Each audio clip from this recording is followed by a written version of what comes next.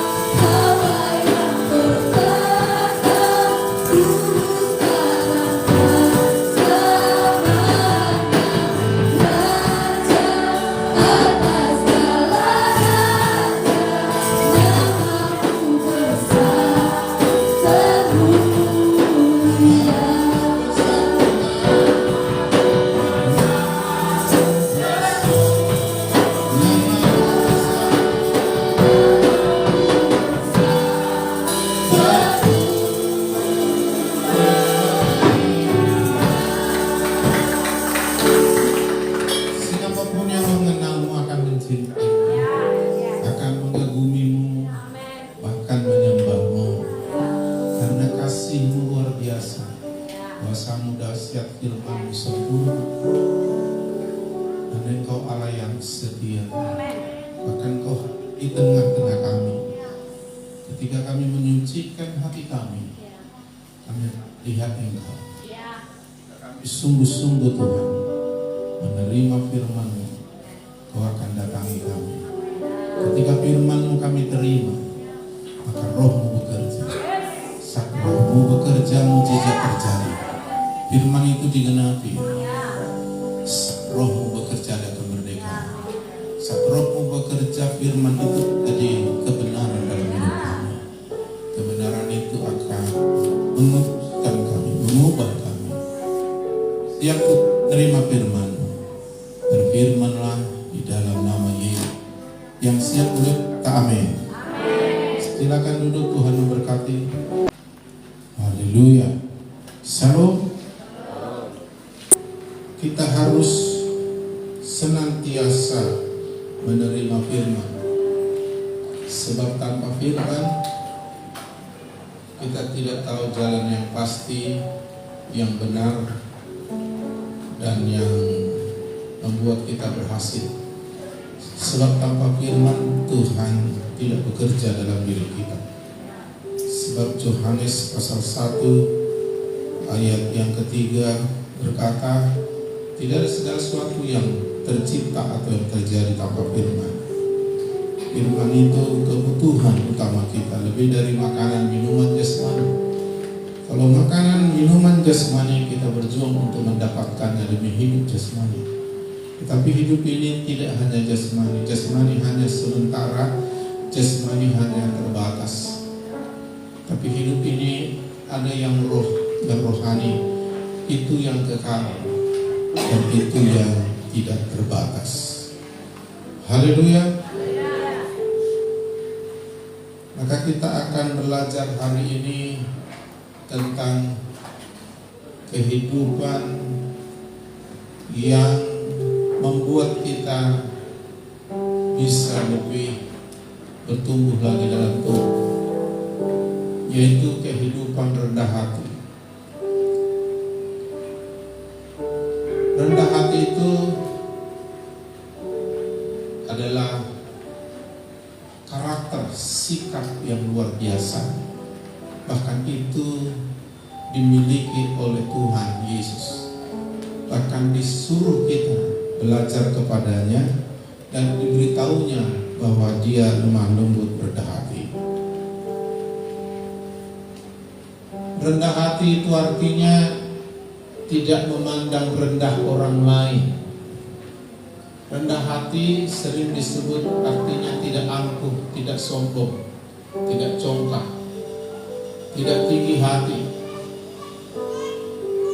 tidak memegahkan diri. Orang yang rendah hati itu selalu bersikap tenang, sederhana, dan sungguh-sungguh menjauhi perbuatan sombong. Sombong itu dosa terbesar. Jadi dosa terbesar sebenarnya bukan mencuri atau membunuh, tapi sombong. Dari kesombongan inilah muncul banyak hal, semacam pohonnya ini kesombongan ini. Setiap orang berdosa memiliki kesombongan. Justru karena kesombonganlah orang berdosa. Adam dan Hawa jatuh karena kesombongan.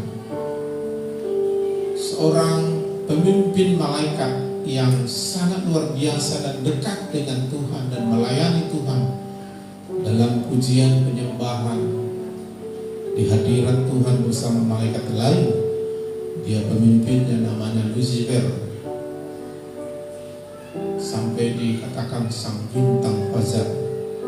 Hanya karena kesombongan dia jatuh sampai harus menyerahkan tempatnya.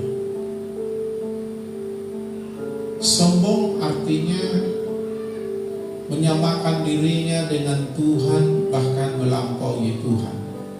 Sombong artinya berpusat pada diri sendiri. Sombong artinya mempertuhankan dirinya sendiri. Berarti orang sombong itu yang penting aku, Tuhan penting tapi kurang, yang terpenting aku. Jadi dia berpusat pada diri sendiri dan dia membuat dirinya di atas segalanya. Maka kalau orang sombong mengikut Tuhan, dia hanya menggunakan Tuhan dan tidak bisa digunakan Tuhan. Dia hanya memakai Tuhan tapi tidak bisa dipakai Tuhan. Dia hanya mau Tuhan mendengar dia, tapi dia tidak mau mendengar Tuhan. Dia maunya keinginan, rencananya, kehendaknya, doanya dijawab oleh Tuhan, tapi tidak pernah kehendak Tuhan dicari dan dilakukan.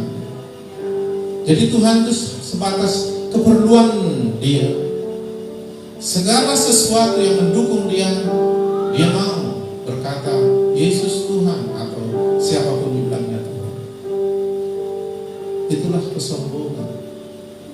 Bahkan iblis menggodai si Adam dan Hawa untuk masuk kepada dimensi kesombongan.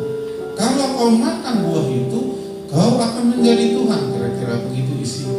Kau akan menjadi sama dengan Tuhan. Untuk apa kau diatur-atur Tuhan? Bukankah buah itu baik? Lihatlah coba. Lalu dia mulai memakai perasaan pikirannya. Akhirnya dia mendengar iblis yang adalah si penggoda dan memang sumber dari segala kesombongan dan dosa, sehingga dia berpikir, ya juga, aku ingin bebas, aku ingin menjadi pusat, aku ingin menjadi Tuhan bagi diriku. Akhirnya dia jatuh sangat hebat. Kalau saya pikir-pikir, apa sih dosanya si Adam itu dibanding dosa banyak orang sekarang? Contoh, si Adam itu kalau kita pelajari, jatuhnya dia hanya karena makan buah itu. Padahal ada orang dosanya sudah membunuh ratusan orang, atau sudah melakukan hal-hal yang merugikan banyak orang yang terekspos. Kalau kita pikir hanya satu dosanya si Adam, sombong. Dengan praktek memakan buah itu dia menunjukkan kesombongannya. Tapi kenapa langsung diusir dari Taman Eden? Bahkan terhukum mereka sampai seluruh umat manusia yang keturunan Adam terhukum. Kenapa? Karena dosa yang terbesar, yang fatal adalah kesombongan. Berhala itu salah satu dosa kesombongan. Dan itu dosa kekejian, dosa yang menyakitkan hati Tuhan. Menjadikan sesuatu sama dengan Tuhan atau lebih dari Tuhan, itu kesombongan. Jadi bukan hanya menyembah patung atau setan di hutan sana yang menjadi berhala. Seringkali kitanya menjadi berhala, akunya yang jadi berhala. Kita mempertuhankan aku, kita mempertuhankan hobi, kita mempertuhankan sesuatu apa saja yang kita mau. Sebenarnya itu adalah kesombongan. Di semua berhala berakar dari kesombongan, karena dia membuat sesuatu Tuhan, padahal hanya ada satu Tuhan. Dan Tuhan sudah menyatakan dirinya, namanya Yesus Kristus. Haleluya. Itulah kesombongan. Terus, hendaklah kamu selalu rendah hati. Kapan kita perlu rendah hati? Selalu. Selalu artinya terus menerus. Kalau ini terus menerus kita terapkan, kita lakukan dalam segala hal, dalam suka duka, dalam kondisi apapun, di gereja atau tidak di gereja, dalam melayani atau dalam pekerjaan sekuler, selalu. Nah, kalau terus menerus kita praktekkan ini, menurut ahli jiwa, 72 kali sesuatu kita lakukan berturut-turut tanpa berhenti, itu menjadi kebiasaan. Kebiasaan itu gampang kita lakukan karena sudah biasa. Allah bisa karena dia. Kalau kebiasaan ini gampang kita lakukan dan kita lakukan, itu menjadi karakter atau gaya hidup. Jadi ini proses, untuk rendah hati ini proses. Kesombongan kita turun, rendah hati kita makin nyata. Maka dikatakan di sini, hendaklah selalu. Ngapain selalu? Rendah hati, lemah lembut. Karena rendah hati, lemah lembut ini berhubungan dengan bagaimana kita berhasil dalam hidup ini, berhasil mengikut Tuhan dan tidak pernah terkalahkan.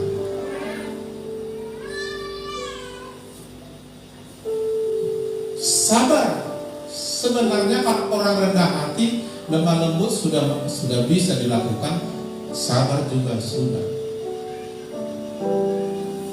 Tunjukkanlah kasihmu dalam hal saling membantu. Kita teruskan. Rendah hati dengan rendah diri beda. Rendah hati saya sudah jelaskan. Kalau rendah diri itu perasaan bahwa seseorang lebih rendah dibanding orang lain, alias minder.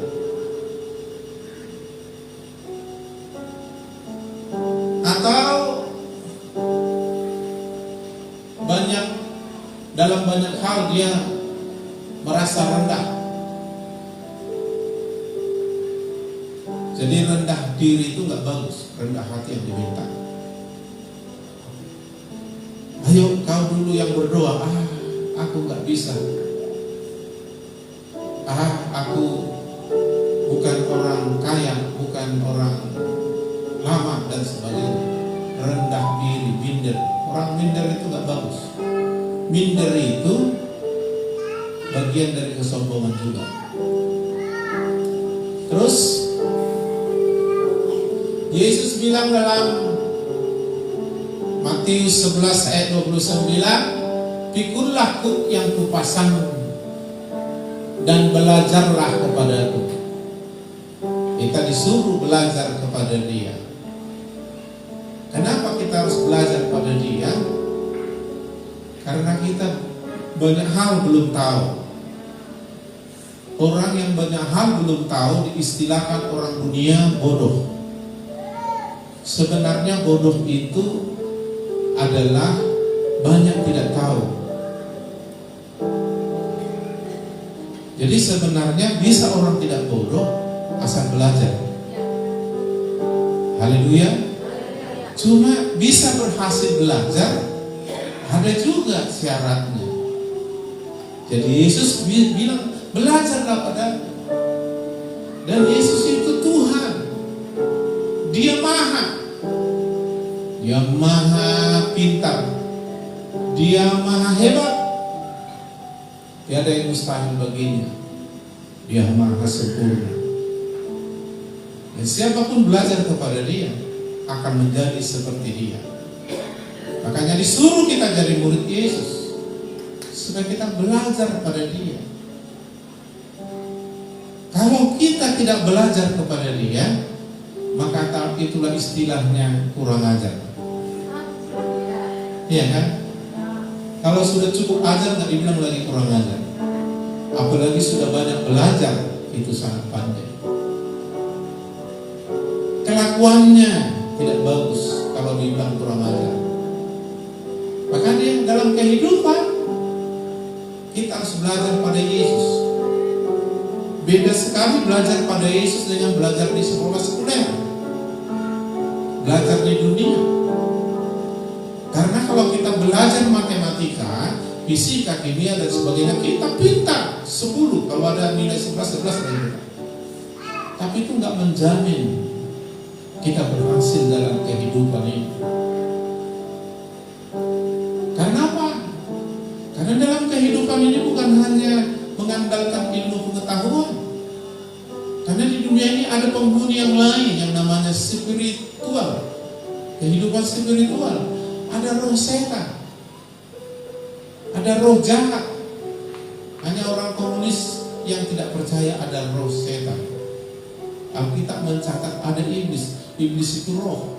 Jadi makhluk roh itu ada 3, saudara, yaitu Tuhan, kedua malaikat. Malaikat itu ada 2, malaikat Allah dengan iblis atau iblis dan iblis. Yang ketiga adalah manusia. Jadi kita nggak cukup belajar jasmania. Sepandai-pandainya dokter tidak akan bisa mengalahkan penyakit. Bahkan dokter pun karena keterbatasannya bisa mati karena penyakit. Jangan kamu pikir mentang-mentang dokter dia udah jamin dia sehat sampai mati. Belum tentu. Tapi kalau dia belajar pada Yesus, bisa jamin dia sehat sampai mati. Haleluya. Karena Yesus dokter di atas segala dokter. Kalau dia menyembuhkan itu sempurna, karena tidak ada pekerjaan Tuhan yang tidak sempurna. Haleluya. Jadi belajar kepada Dia. Alkitab bilang kalau kita sudah berhasil belajar pada Yesus, maka kita akan seperti Dia. Kualitasnya, spiritual, hikmatnya, karakternya. Alkitab berkata, jika seorang murid berhasil belajar, maka dia sama dengan gurunya. Jadi kalau ada ujian kita berkata, aku mau seperti Yesus, itu tidak akan terjadi kalau dia tidak menjadi murid Yesus. Seorang murid Yesus adalah seorang yang belajar pada Yesus. Dan Yesus mau menjadi guru jadikan semua bangsa murid. Di sini Yesus bilang, belajarlah kepadaku, karena aku lemah lembut dan rendah hati. Dia perkenalkan dulu siapa dia, sehingga kita harus belajar padanya. Dia perkenalkan, aku ini lemah lembut rendah hati. Haleluya. Lemah lembut lawannya keras hati, susah diajar. Rendah hati lawannya sombong, tinggi hati. Dan Tuhan tidak bisa mengajar orang yang keras hati dan sombong. Nah, kalau kita belajar sama Tuhan gak sulit. Tapi kalau kita belajar ilmu pengetahuan, Salomo seorang yang banyak belajar dan memiliki hikmat, dikatakannya banyak membaca melelahkan tubuh, banyak belajar menyusahkan hidup. Maksudnya hal-hal dunia. Tapi kalau belajar pada Tuhan, jiwamu akan mendapat kata ketenangan dalam bahasa Inggris rest. Rest itu berasal dari akar kata refreshing. Kita sudah agak capek, ayo refreshing dulu. Ayo dulu kita tamasya, jalan-jalan dulu. Ada istilah yang lain, healing dulu, healing dulu. Sebenarnya belajar sama Yesus lebih mantap, rest. Kalau belajar matematika mungkin saudara, ya, saya mengambil pendidikan S3. Saya sampai buat Tuhan, tolonglah supaya buku pelajaran yang dengar bisa kutangkap. Beri aku pengetahuan. Karena otakku ini dulu nutrisinya purik dan garam, tak sanggup Tuhan. Tolong Tuhan, kita harus mengerjakan banyak hal. Kita harus bikin ini. Sangat jauh beda dengan waktu SD SMA cara belajarnya. Kita dikasih bebas, tapi kita harus bisa. Luar biasa. Saya harus belajar, harus duduk, mendengar. Bahkan yang mengajar ini kan para profesor, doktor yang hebat-hebat terkenal. Dipikirnya kita udah tahu apa yang dibilang ini. Maka kita butuh hebat. Capek memang. Tetapi belajar sama Yesus, jiwamu mendapat ketenangan. Ada istilah seorang psikiater bilang, di dalam jiwa yang sehat terdapat tubuh yang kuat. Jadi kalau tenang jiwanya, tubuhnya mantap. Maka belajar sama Yesus paling enak. Haleluya. Jadi kita belajar sama Yesus dimulai dari dia memperkenalkan diri. Aku lemah lembut rendah hati, berarti kita harus lemah lembut rendah hati. Kalau tidak, kita nggak akan pernah bisa berhasil belajar pada Yesus. Kalau kita nggak bisa berhasil belajar pada Yesus, maka kita tidak akan menemukan rahasia-rahasia yang diajarkan. Alias kita akan tinggal kelas dalam kehidupan ini. Padahal Tuhan adalah jawaban dalam semua hal. Dan Dia sudah menang, dan Dia ingin kita lebih dari orang-orang menang. Dia sudah mengalahkan segala sesuatu, dan Dia mau segala sesuatu di bawah kaki kita. Dia mengutus kita, yang adalah Yesus jawaban, dan mengutus kita menjadi jawaban bagi dunia. Kalau kita nggak lemah lembut rendah hati, kita nggak akan dapat ilmu kehidupannya. Kita akan bodoh secara kehidupan, meskipun IQ kita 200 kalau ada di sini, nggak ada 200 IQ, hanya Einstein baru 200. Karena apa yang kita pelajari melebihi ilmu pengetahuan. Dahsyat. Jiwa mendapat ketenangan. Mari teruskan. Ciri-ciri orang rendah hati, pertama, menghormati pandangan orang lain. Orang yang memiliki sikap rendah hati dapat menghormati pandangan orang lain. Orang yang sombong menyepelekan, menganggap orang lain rendah. Bisa alasannya karena dia lebih tua, lebih pintar, lebih pengalaman. Tidak bisa kita berlaku seperti itu. Orang yang rendah hati mendengar yang baik. Mendengar apa? Mendengar yang baik. Dalam hal mendengar kita nampak masih sombong atau sudah rendah hati. Orang sombong maunya didengar tapi tak pernah mau mendengar. Itu orang sombong. Maunya dia mengajar tapi nggak pernah belajar. Orang yang suka mengajar tapi nggak suka belajar dan tak mau diajar, itu kurang ajar. Orang yang rendah hati tidak merasa iri dengan kesenangan orang lain.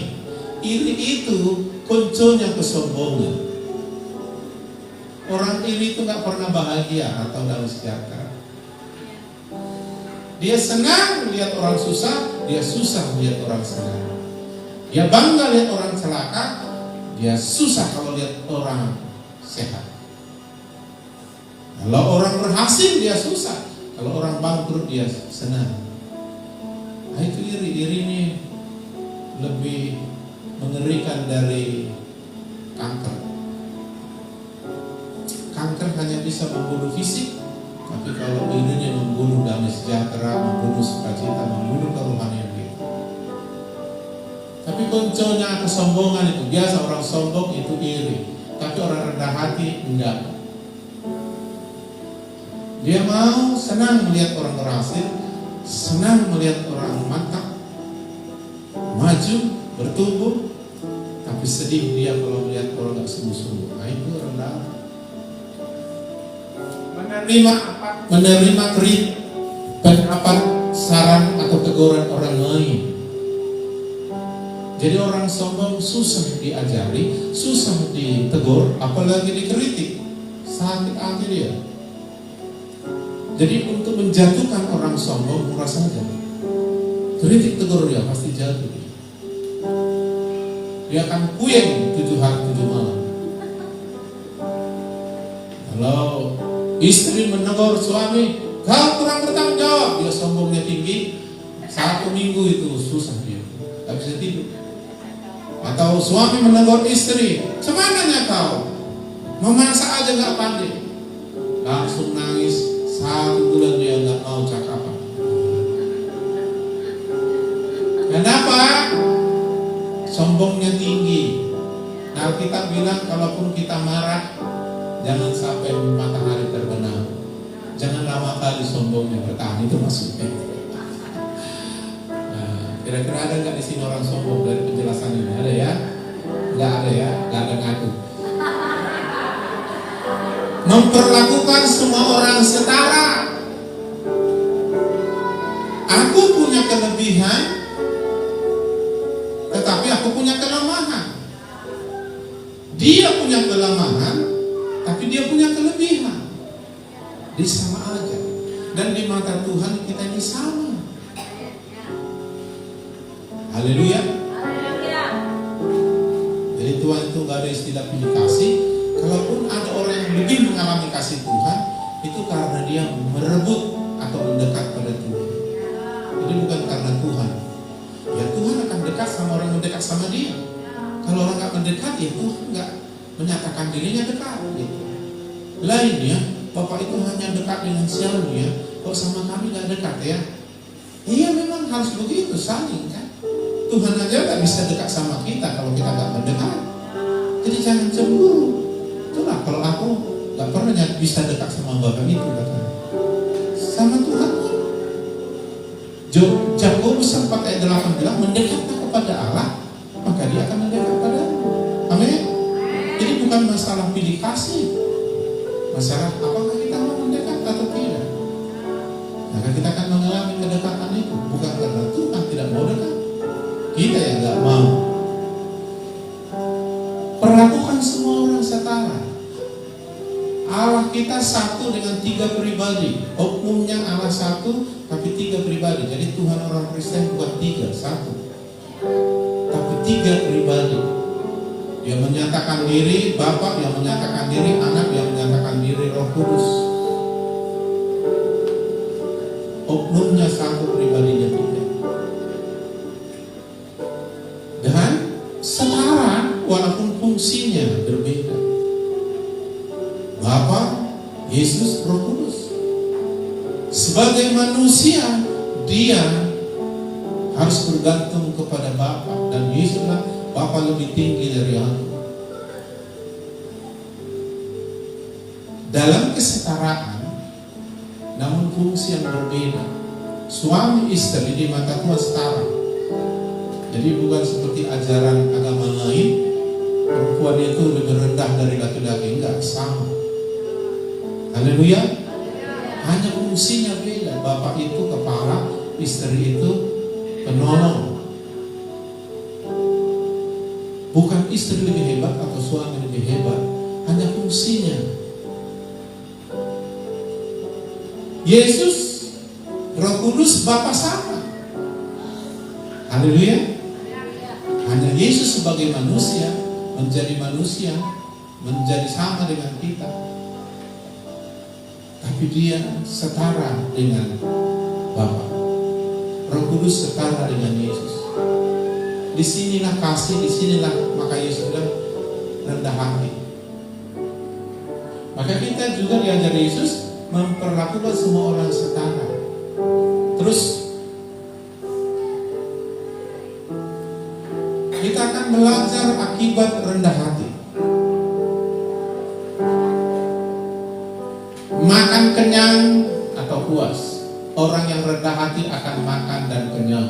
Mazmur 22:7. Yang kedua, Mazmur 25:9, ia membimbing orang yang rendah hati menurut hukum, dan ia mengajar jalannya kepada orang-orang yang rendah hati.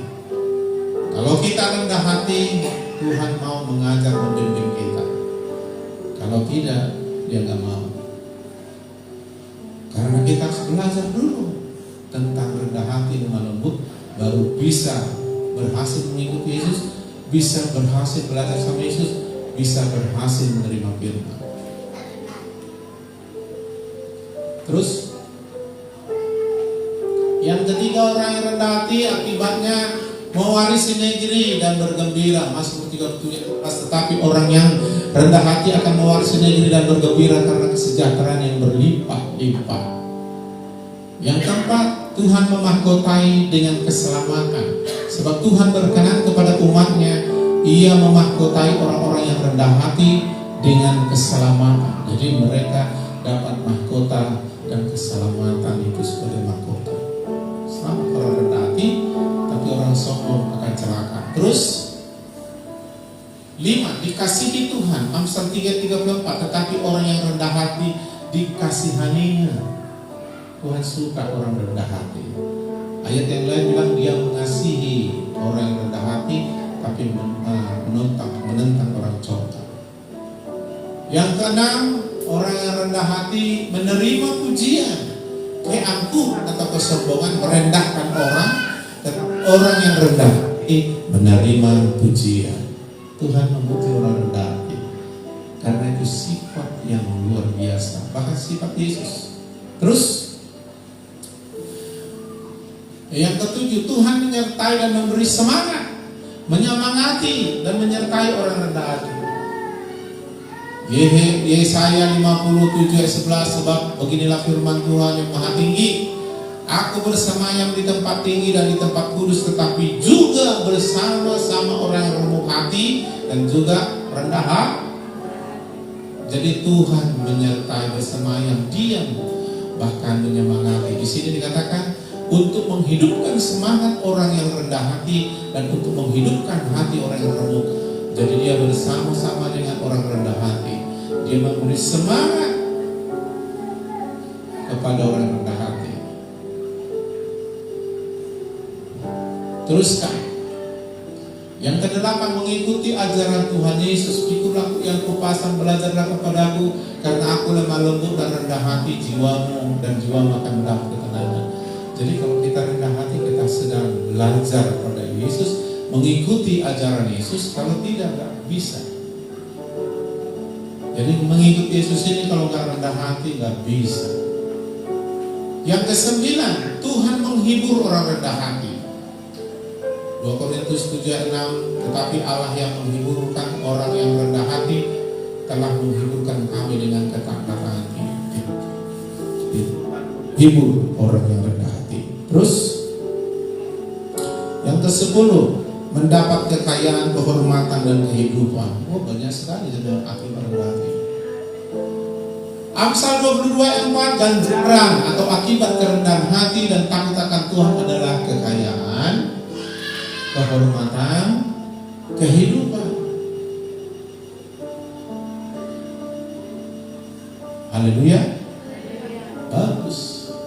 Maka aku bilang ada orang rendah hati, kalau belajar sama Yesus berhasil. Orang belajar pada Yesus pasti berhasil. Karena nggak pernah Yesus gagal, maka dia akan mengajar kita bagaimana berhasil. Jadi orang yang rendah hati, dia akan mendapat kekayaan, kehormatan, kehidupan. Jadi kalau orang Batak bilang sangapun, hamoral, masangapun, agabil. Tapi tidak dapat itu yang macam ini kalau tidak rendah hati. Kalaupun mereka dapat itu dengan cara dunia, itu makin tinggi hati. Hal-hal dunia membuat kita tinggi hati. Hal-hal yang dari Tuhan membuat kita justru makin takut akan Tuhan atau mengasihi Tuhan. Tapi itu akibat rendah hati. Terus, jadi kita lihat ada 10 akibatnya. Kenyang sampai puas. Dia membimbing, mengajar kita. Kita mewaris negeri dan bergembira. Tuhan memahami kita dengan keselamatan. Kita dikasihani Tuhan. Kita menerima pujian. Tuhan menyertai dan memberi semangat. Kita sedang mengikuti ajaran dan teladan Yesus. Tuhan menghibur kita.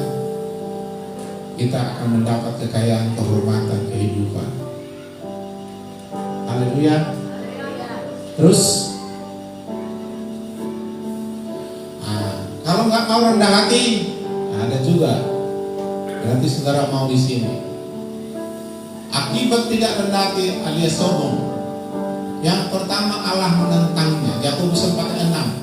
Karena itu ia atau Allah katakan, Allah menentang orang yang congkak tetapi mengasihi orang yang rendah hati. Tentang, dia lawan. Jadi kalau kita sombong, kita sedang melawan Tuhan dan Tuhan sedang melawan kita. Menentang. Yang kedua, akan direndahkan. Manusia atau Yesaya 2:11, manusia yang sombong akan direndahkan dan orang yang angkuh akan ditundukkan, dan hanya Tuhan sajalah yang maha tinggi pada hari itu. Jadi yang sombong akan direndahkan. Terus yang ketiga, Allah menegur mereka dengan teguran yang dahsyat. Amsal Ayub 33:17-17, maka Tuhan membuka telinga manusia dan mengejutkan mereka dengan teguran-teguran untuk menghalangi manusia daripada perbuatannya dan melenyapkan kesombongan mereka. Jadi ada teguran yang membuat mereka terkejut. Berarti tegurannya keras sekali. Jadi kalau ada orang menegur dengan keras sekali, nah, Tuhan tegur keras sampai menunjukkan orang itu. Dan orang sombong ini gak suka Tuhan, sering Tuhan tegur. Yang keempat, menuju kehancuran, kejatuhan. Oh, itu ngeri sekali. Amsal 16:18, kecongkakan atau kesombongan mendahului kehancuran. Jadi orang sombong akan menuju kehancuran. Jadi sebelum hancur memang dimulai dari kecongkakan, kesombongan. Dan tinggi hati atau kesombongan mendahului kejatuhan. Jadi orang sombong dan tinggi hati ini ujung-ujungnya jatuh hancur. Tapi orang rendah hati ditinggi, dikasihi Tuhan, dikasih mahkota keselamatan, mendapat kehormatan, kekayaan. Haleluya. Terus habis. Bapak Ibu sekalian, jadi kalau begitu, mari kita belajar rendah hati. Amin. Suami rendah hati, istri rendah hati, anak-anak rendah hati, pelayan rendah hati, jemaat rendah hati, orang kaya rendah hati, orang miskin pun rendah hati. Udah miskin tinggi hati pula. Haleluya. Yang banyak pengetahuan rendah hati, yang masih sedikit pengetahuan rendah hati, yang banyak pengalaman rendah hati, yang terkenal rendah hati, yang belum terkenal pun masih rendah hati. Maksudnya jangan minder. Haleluya. Jadi orang yang rendah hati, lemah lembut akan bisa belajar pada Yesus. Kenapa banyak orang gak mengerti firman? Karena Tuhan tidak bukakan firman itu. Kenapa? Karena Tuhan tidak mau mengajar, membimbing orang yang sombong. Saya dulu berpikir, kenapa ya kok banyak orang Kristen ini udah dari kecilnya belajar firman Tuhan sebagai anak sekolah minggu di gereja, muda-mudi remaja sampai orang tua, tapi gak berubah-berubah. Kayak gak ada firman itu dalam dirinya. Kalau ditanya apa firman Tuhan yang hari Minggu itu, nggak tahu dia. Paling yang tahu dia, pokoknya ingat apa, ketawa awak dibuatnya. Hanya ketawa itu aja dia ingat. Kalau rahasia firman, pewahyuan yang berdampak langsung, kenapa? Karena itu hanya disingkapkan Tuhan kepada muridnya. Dan muridnya itu adalah orang yang rendah hati, lemah lembut. Haleluya. Jadi gak semua. Makanya murid pernah bertanya, Tuhan kenapa kau sampaikan pada mereka perumpamaan? Dan Tuhan bilang itu hanya disingkapkan kepada murid. Murid di sini adalah orang yang mau belajar dan rendah hati, lemah lembut. Tuhan gak mau membimbing. Kita gak bisa mengerti Alkitab ini secara dalam, secara roh dan kehidupan kalau tidak rendah hati. Karena Roh Kudus tidak mau. Allah menentang. Dan sombong itu membuat seperti Tuhan bukan nomor satu dalam hidupnya. Dia itu sangat menyakitkan. Haleluya. Jadi kalau kita mau berhasil belajar dan bisa menerima firman itu, mendapat kewajiban, dan firman itu tinggal di dalam hidup kita seperti benih jatuh di tanah yang baik, kita pastikan kita lemah lembut rendah hati. Gara-gara tidak lemah lembut rendah hati, kita nggak dapat mengerti firman. Firman itu seperti benih, apakah jatuh di tanah baik atau dijatuh tanah yang subur, yang tidak baik atau di tanah yang baik. Kalau sombong, tidak lemah lembut, tidak rendah hati, itu di tanah yang tidak baik, tanah pinggir jalan, tanah berbatu-batu, tanah bersemak duri. Tapi kalau tanah yang baik, sudah pasti orang ini memiliki hati lemah lembut, rendah hati. Dan Tuhan suka itu. Tuhan akan mengajar sampai orang ini ditinggikan. Allah menentang orang congkak sombong dan merendahkannya, karena Allah mengasihi orang yang rendah hati dan meninggikannya. Dianugerahi banyak hal, tadi kehormatan, kekayaan dan sebagainya. Bapak Ibu sekalian, Oleh sebab itu, ketika Tuhan bilang belajarlah padaku, langsung dimulainya dengan rendah hati dan lembut. Amin. Saya pikir kita pun secara pribadi gak suka lihat orang sombong, ya kan? Mentang-mentang dia baju baru, terus dia merasa orang gak baju baru itu rendah. Mentang-mentang dia lebih banyak uangnya, melihat orang yang kurang banyak uangnya, jadi dianggapnya rendah. Ini gaya hidup, ini karakter, dan ini perlu kita lakukan selalu, senantiasa. Apa tadi ayatnya bilang? Coba klik lagi ke bawahnya. Ini selalu, karena gak boleh hanya sekali, selalu, terus 72 kali, terus tanpa pernah berhenti, menjadi kebiasaan. Kalau udah biasa, maka bisa dilakukan. Allah bisa karena biasa.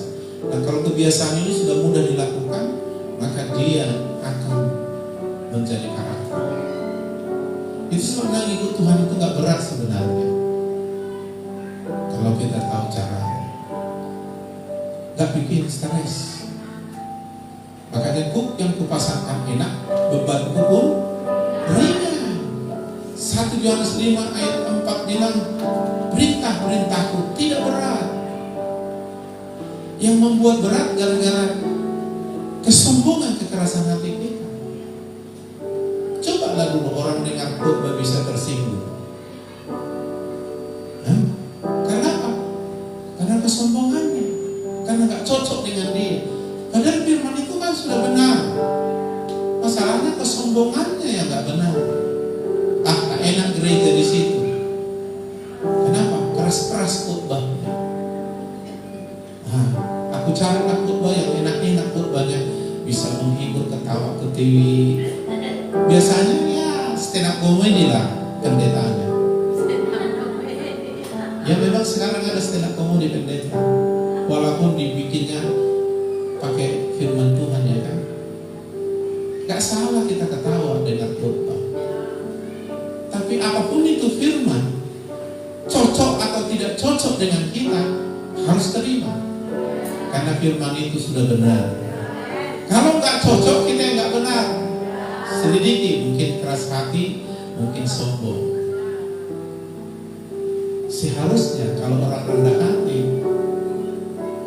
begitu ditegur, iya saya introspeksi diri, saya siap belajar untuk berubah. Tapi kalau orang sombong, tersinggung dia,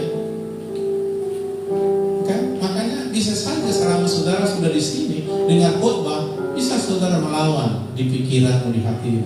Apa itu khotbah kayak gini? Minggu depan tak datang lagi aku. Haleluya. Apalagi sampai menyinggung.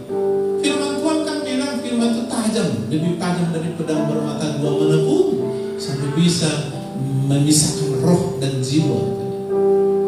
Ya bisa tersinggung. Kenapa orang tersinggung? Karena gak cocok dengan seleranya, keinginannya. Iya kan? Tapi kalau orang rendah hati, walaupun tak cocok dengan kehendak, perasaan, seleranya, keinginannya, kehendaknya, dia bilang firman itu benar, sempurna. Berarti aku yang harus menyesuaikan diri dengan firman itu. Aku harus koreksi diri, introspeksi diri. Nah, itu yang bagus. Gereja sekarang itu kan, kalau nggak berani mereka menyampaikan kebenaran firman yang Tuhan suruh, hanya mengurusi orang-orang jangan tersinggung, gereja itu akan hanya tingkat level jasmania, hanya agamawi. Nampaknya mereka rohani, sebenarnya rohani. Jadi saudara, gak boleh. Harus firman itu mau cocok tak cocok sama kita, firman itu sudah benar, harus diterima. Tapi hanya orang rendah hati, lemah lembut yang bisa menerimanya. Dan kalau firman itu diterima, itu akan mengubah kita menjadi kebenaran, memerdekakan kita dari kesombongan. Itu akan merubuhkan kesombongan kita, menaikkan kualitas rendah hati kita. Dan kalau kita sudah rendah hati, Tuhan suka, Anda akan menjadi kaya. Haleluya. Orang sombong gak akan bisa diajari. Orang sombong hanya mau belajar untuk menyenangkan dirinya. Nah, sombong itu berpusat pada diri sendiri. Di kebaktian orang tua saya bilang orang tua paling sombong dibanding anak kecil. Kenapa? Karena orang tua udah pengalamannya puluhan tahun. Istilah orang udah banyak makan asam garam dunia ini. Saking kebanyakannya jadi darah tinggi. Sudah banyak pengalaman, pengetahuan, umur sudah banyak. Makanya agak sulit kalau orang tua gak rendah hati. Sulit diajari. Apalagi pendeta kayak saya ini. Kalau gak rendah hati, paling sulit. Semua kawan saya bilang, baik pendeta paling payah. Kenapa? Banyak tahu. Banyak tahu belum tentu sudah bertumbuh rohani. Kalau firman itu tidak menjadi kehidupan, tidak diterapkan menjadi kebenaran hidup kita, pengetahuan kita itu menjadi membuat kita sombong. Jadi orang sombong itu karena mengalami hal yang lebih. Kalau dia tambah kaya, jadi tambah sombong. Tambah pengetahuan, tambah sombong. Tambah pengalaman, tambah sombong. Tambah terkenal, tambah sombong. Tambah ganteng, tambah sombong. Tambah cantik, tambah sombong.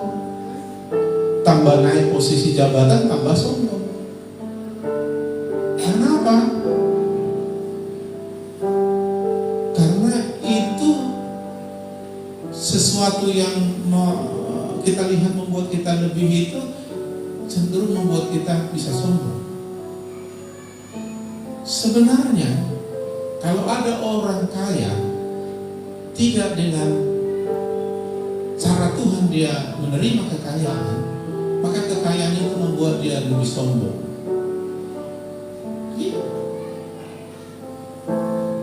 Jadi pengetahuan yang begitu banyak bisa membuat kita lebih sombong.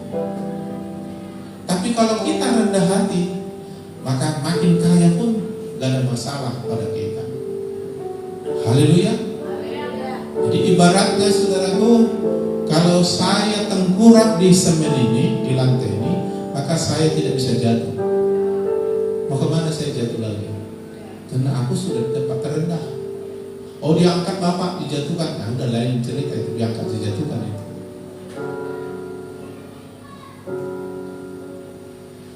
Tetapi orang yang diangkat Tuhan tidak akan pernah bisa jatuh. Karena siapapun yang diangkat Tuhan tidak ada kekuatan yang bisa menjatuhkan. Pertanyaannya, siapa yang diangkat Tuhan? Orang yang rendah hati dan menyembah. Siapa yang mengangkat diri siap-siap jatuh? Karena mengangkat diri, memegahkan diri, menyombongkan diri, itu membuat dia akan semakin hancurnya. Hebat kalau dia makin tinggi, makin pengetahuan banyak, makin banyak umurnya, pengalamannya, makin kaya, makin hebat, makin dipuji-puji orang, posisi makin tinggi jatuhnya. Kalau jatuh dari sini paling terkilir. Tapi kalau jatuh dari 150 meter dari atas bisa mati. Jadi kalau orang rendah hati, meskipun dibikin Tuhan kekayaan, gak jatuh dia. Meskipun dia dijadikan kepala, gak jatuh dia. Jadikan terkenal hebat, gak jatuh dia. Karena kekuatan karakter rendah hati dan lembut itu kekuatan yang tak terkalahkan. Yesus tidak bisa dikalahkan oleh apapun, karena dia lemah lembut rendah hati. Dia ingin kita seperti dia. Dia suruh kita belajar. Sebab oleh cara Tuhan mengajar kita nanti, kita lebih dari orang-orang benar. Amin. Kita akan dipakai Tuhan menjadi solusi banyak orang, bagi banyak orang. Kadang-kadang kalau kita nggak belajar rendah hati, lalu tiba-tiba meninggikan diri, dan kita kejar hal-hal dunia dan kita dapat, ingat, maka orang yang kaya lebih sulit orang ini masuk kerajaan Allah dibanding unta. Seharusnya kita kalau makin berpengetahuan, makin kaya, makin terkenal, seharusnya semakin memuliakan Tuhan. Tapi kalau tidak dimulai dari kerendahan hati, semua kelebihan pencapaian kita akan membuat kita tertipu untuk sombong. Contoh kecil aja, pernah saya utus ada dari sini si Catherine melayani ke Padang Halaman, menyampaikan firman yang sama yang diberikan Tuhan melalui saya, lalu dia teruskan ke sana. Lalu di situ saya tahu masih banyak orang sombong. Dan lihat, dia hanya mau menghormati orang yang merasa lebih di atasnya. Kalau dia merasa orang di bawah umurnya atau lain, dia gak sepede. Dia mulai menilai orang dengan cara-cara duniawi. Saudara, setelah saya evaluasi, saya perhatikan apa yang terjadi. Ada saudara jemaat itu ketika Catherine khotbah, diambilnya kursi dinaikkan. Artinya sebenarnya, apa pula anak-anak mengkhotbahi saya? Sombong. Tapi kalau dibilang seorang pengkhotbah internasional, wah, dia baru tumbuh, dia baru merasa.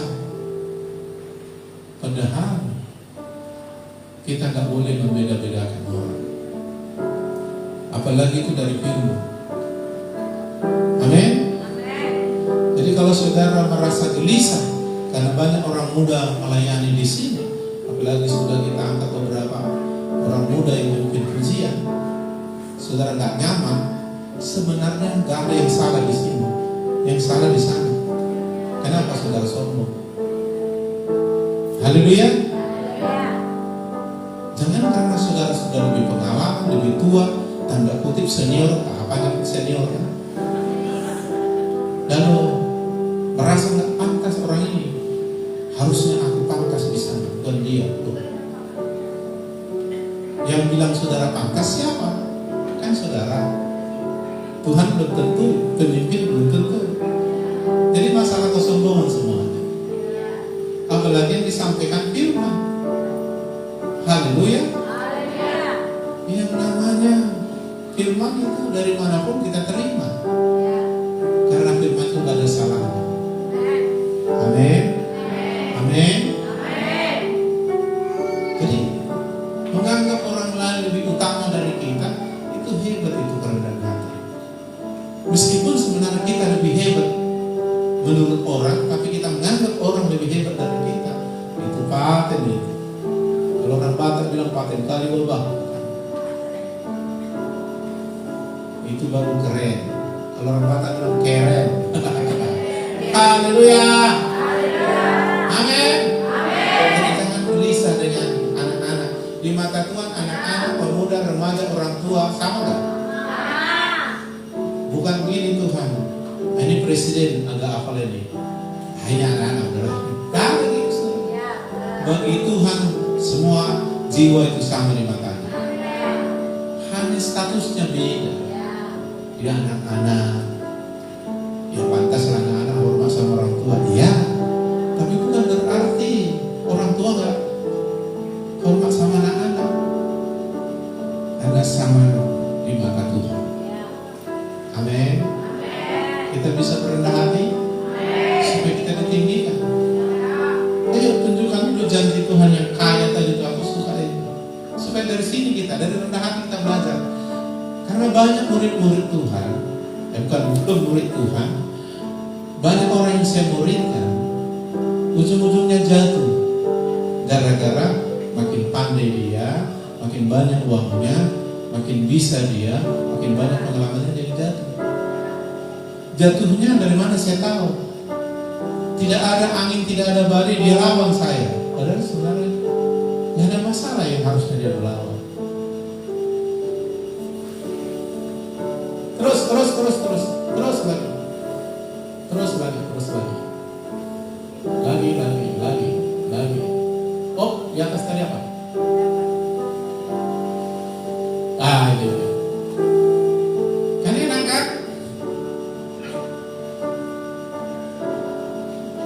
sudah saya bilang, kita bisa menerima firman itu di tanah hati yang baik sehingga firman itu tumbuh dan berhasil itu firman.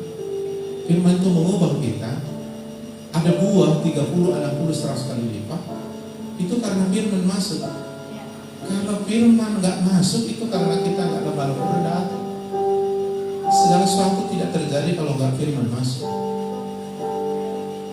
Itu makanya banyak orang tidak berbuah karena firman itu nggak masuk. Walaupun didengar nggak masuk, dilawannya. Apa itu kok begitu?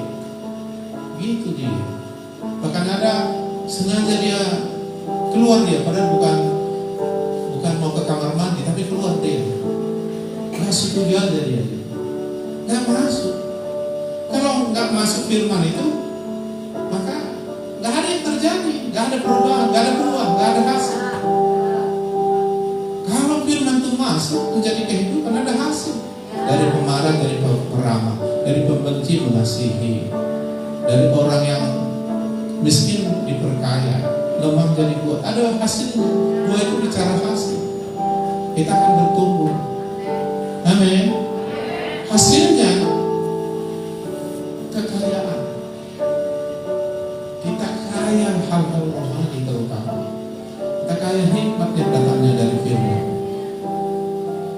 Tapi kaya juga jiwa, damai sejahtera di jiwa kan. Kaya juga kesehatan. Saudara, sombong iri itu penyakit itu saudara. Karena dia langsung membunuh damai sejahtera. Kalau orang tak memiliki damai sejahtera, datang masalah, langsung stres dia.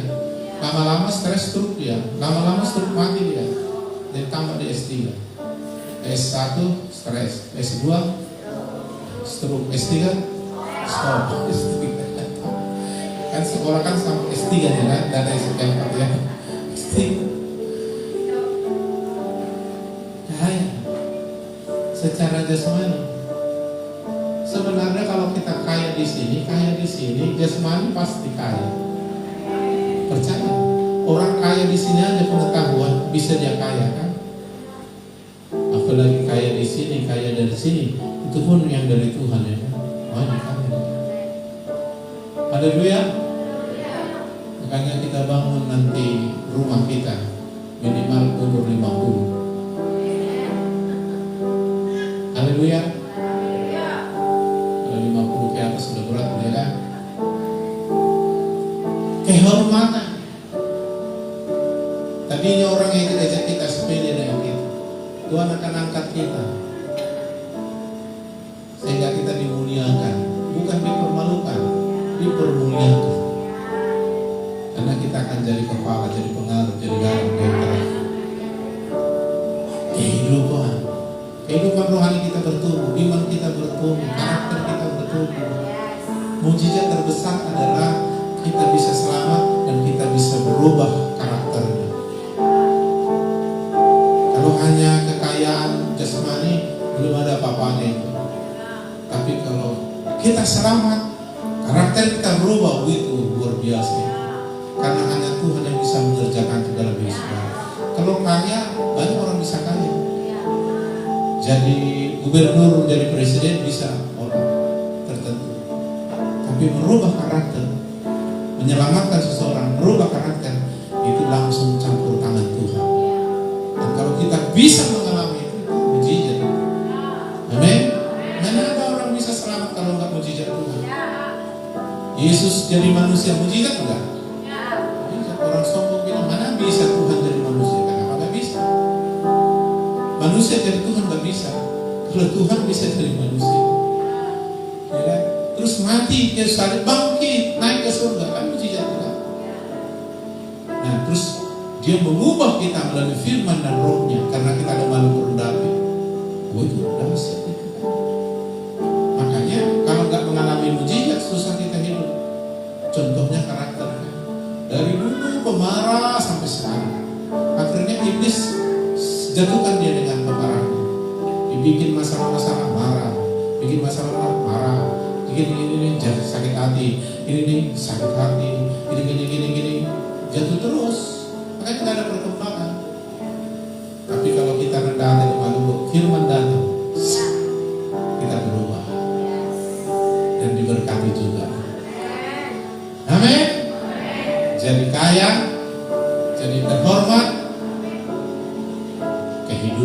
dari Tuhan nyata dalam diri kita. Kita bertumbuh, berbuah di dalam Tuhan. Ada hasil. Ada hasil. Nampak hasil. Perubahan hidup kita itu sangat nampak. Sedangkan tambah kaya aja orang tahu kan. Sejak kamu dirantau tambah kaya, orang bisa tahu. Apalagi karakter itu sangat nyata. Karena gak mungkin bisa berubah kalau bukan Tuhan. Kalau jadi kaya mungkin bisa orang tertentu, tapi tidak ada satu orang pun bisa berubah karakternya kalau bukan karena Tuhan. Tidak seorang pun bisa selamat pasti masuk surga kalau bukan karena Tuhan. Dan Tuhan mau melakukan itu. Apalagi jasmani. Makanya cari dahulu yang ini akan dikasih sebagai tambahan. Bonus-bonus saja nih. Pangkat apa semua bonus. Kesehatan bonus. Semuanya bonus. Asal dapat kebenaran dalam diri kita. Siap? Kapan kita rendah hati? Berapa lama?